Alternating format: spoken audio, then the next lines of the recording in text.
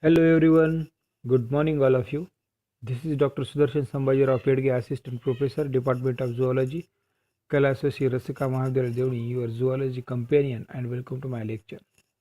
In the last lecture, we also completed the first subphylum Sarcomastigophora. In that, there are various types of classes we have seen or we have completed in the last two lecture. Now, today we will see here remaining parts of about classification of protozoa. So let's get started today's lecture. So after the first subphylum Sarcomastigophora, now today we will focus on next subphylum second Sporozoa.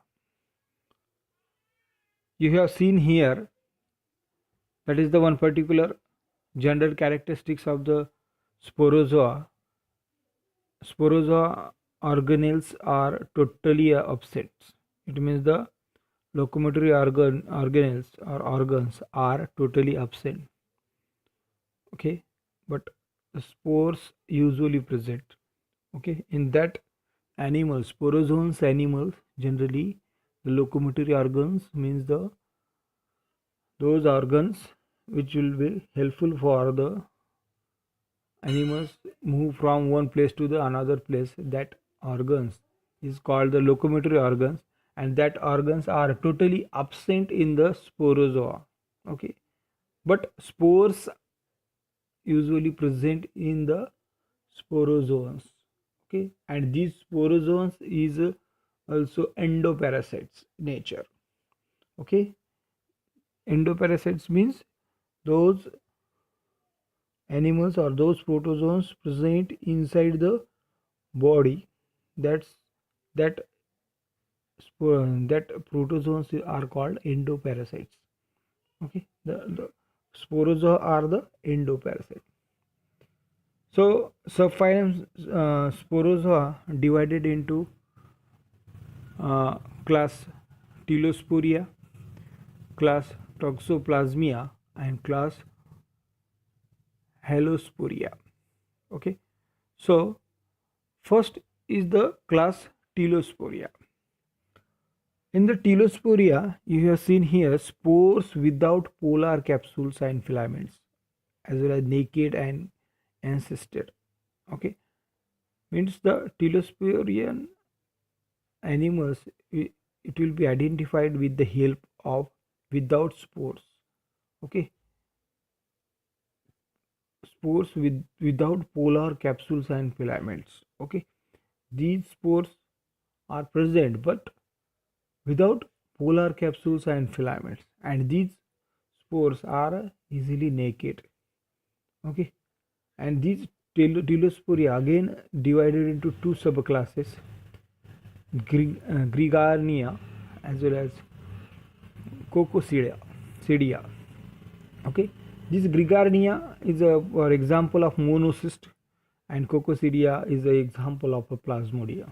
Okay, so these are the class first class of subphylum Sporozoa. Okay, another next is the class second in the Toxoplasmia. In the Toxoplasmia, spores are totally absent.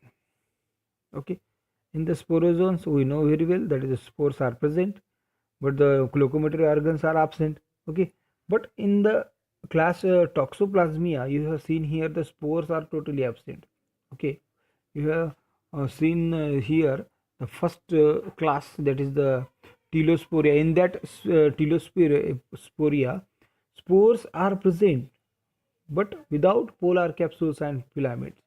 But in the second class, that is the Toxoplasmia, in the class Toxoplasmia, the spores are totally absent.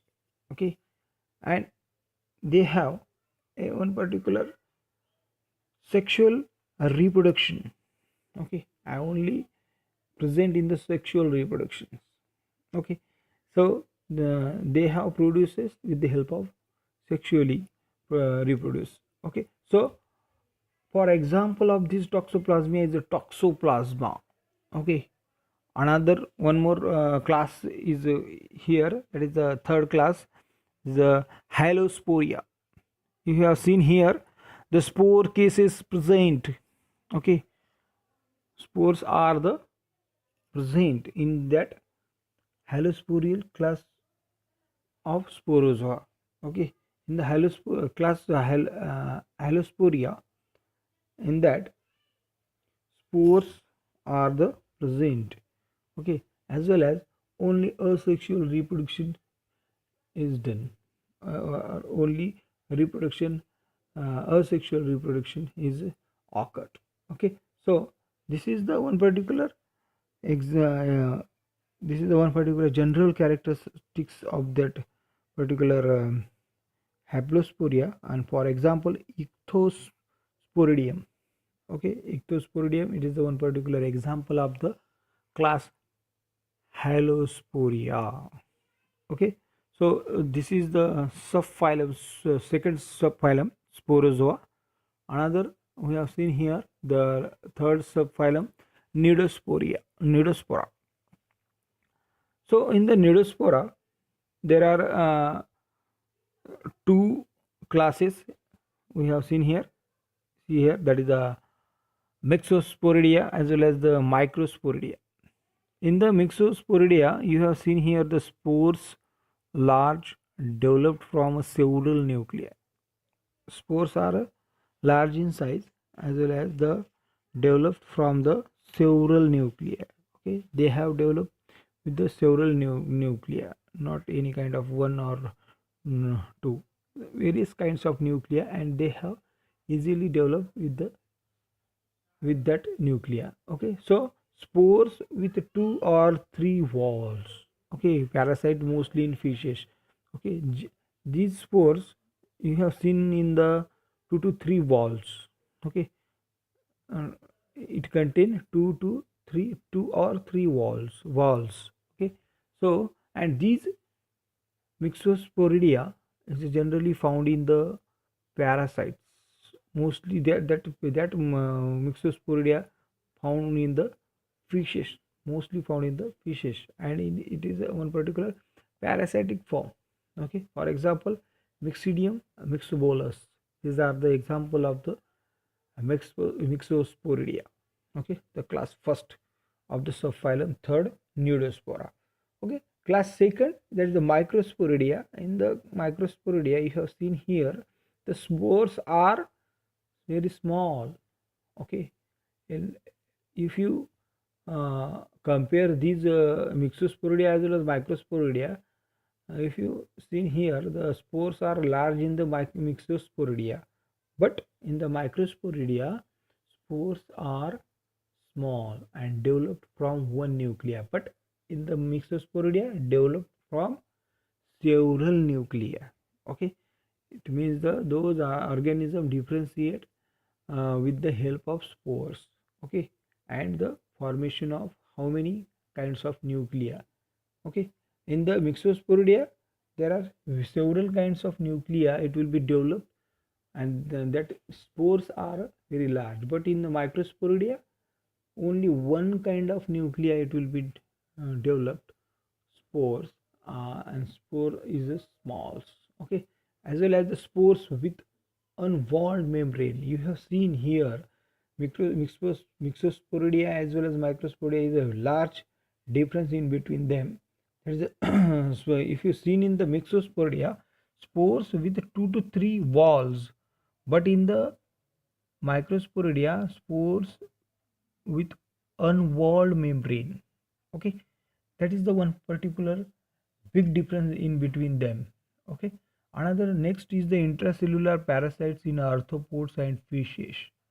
Okay, intracellular in parasite, these microsporidia generally found in the cell. Okay, that is called as the intracellular parasites, and that intracellular parasites generally found or generally occurs in the or arthropods as well as the fishes. Okay, so for example is a Nosmia. Okay, so this is the Pneudospora and it contains two class, that is the Mixosporidia and Microsporidia. Okay, this is the completed subphylum third Pneudospora. Next and last subphylum of this classification of protozoa, that is the subphylum Coeliophora. Okay, the Coeliophora you have seen here, the cilia. Okay, cilia means the one particular locomotory organs we have seen in the generally uh, uh, paramecium. Okay, so various kinds of cilia is present. Okay, cilia is a locomotory organ and feeding organelles at some stage in the life cycle. Okay, so feeding organelles, it means the some feeding organelles it contain in that Coelophoria. Okay, Coelophora animals. Okay, so these animals are nuclei of two kinds. That why that why we call it as that is dimorphic. Okay, so nuclei of two kinds. The Coelophora, one particular general characteristics of this Coelophora subphylum Coelophora fourth phylum, and this subphylum Coelophora divide in one class. Okay, and that is the Ciliata. Okay, or we call it as the infusoria. Okay, infusoria. So in that uh, class Ciliata, so locomotory organ is a cilia. As far as the uh, ciliata is the one particular cilia is the one and important locomotory organ in that animals. Okay, so next is the definite mouth, the cytostome and the gullet present in a parasitic form.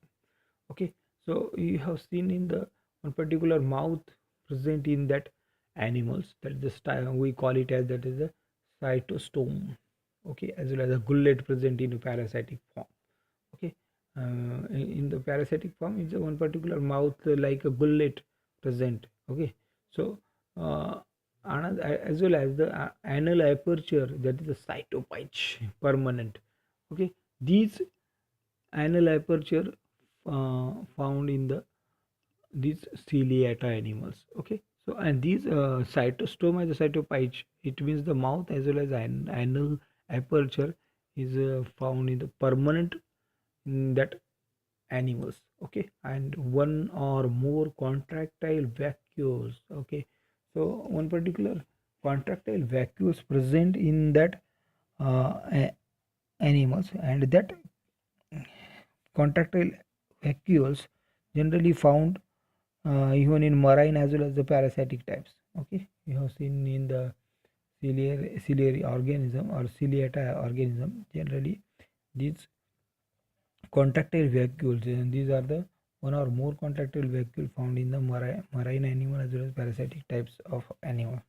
Okay, mostly two kinds of nuclei is found in the large macro nucleus, and smaller is the micronucleus. Okay, you have seen here that is the ciliata contain there are two kinds of nucleus, that is the two kinds of nuclei, that is a macro as well as micro. Okay, macro is a larger size of nucleus or nuclei, and micro nucleus it means the very smaller sizing. Okay, so this is the one particular subphylum Coelophoria. Okay, this is the complete classification of protozoa. Okay, now today we have seen here the subphylum second Sporozoa. After in that Sporozoa there are three kinds of classes we have seen today. Class first is the Telosporia, class second is Toxoplasmia, and class third is the Halosporia, as well as uh, class subphylum third is the Neurospora. In the Neurospora we have seen here the two classes, that is Mexosporidia and Microsporidia. After that, we have seen today the subphylum 4, that is the Coleophora. Coleophora. That in that Coleophora, we have seen the class for only one class, that is Ciliata. So this is it for today. We will see in the remaining part. We will see later on. Thank you.